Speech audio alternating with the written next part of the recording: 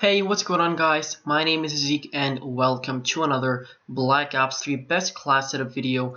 And in this one we're going to take a look at the Weevil SMG, which reminds me a lot of the P90, but to some people it actually looks similar to the PDW in terms of its magazine size and damage. So the actual description of this submachine gun is a large magazine capacity and modest damage.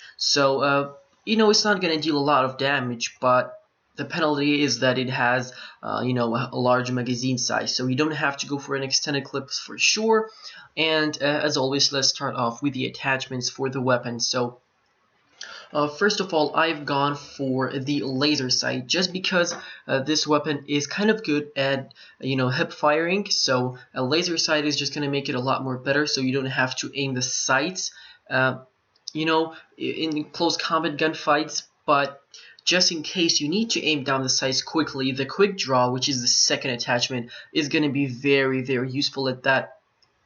But if you feel that you don't need to run either of these or at least one of these attachments, you can switch up for anything else. I wouldn't recommend going for a suppressor because in this game the range drops a lot on when you're using the suppressor. So maybe you could go for a long barrel, but what I have gone for, and I've used a wild card for this to get a third attachment for my primary weapon, and I've gone for the foregrip, which is gonna increase the accuracy of this SMG. Now it doesn't have that much recoil or kick, but if you're having the foregrip on, it just means that it's going to minimize that recoil and you're going to be deadly accurate. Now moving on to the perks, guys, starting up with perk grid 1, I've gone for the Sixth Sense. Now you already know what this is. It adds arrows to your minimap. If an enemy is nearby, it kind of alerts you and lets you know that the enemy is in this direction up.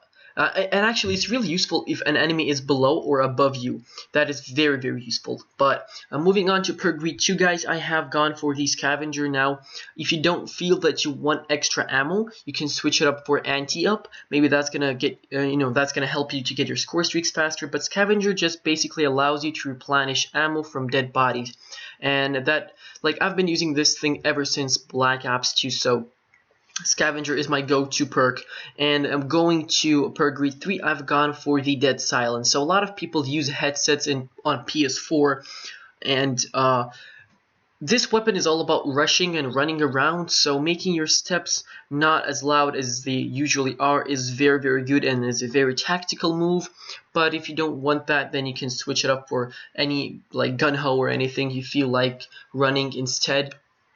But Dead Silence is the perk that I would recommend. Now in terms of the tactical and lethal or secondary, now we still have 2 points to spend. Now you can either spend it on an extra attachment or you can spend it on a extra perk. So I wouldn't go for any of that. I would go for a secondary pistol, which is the RK5.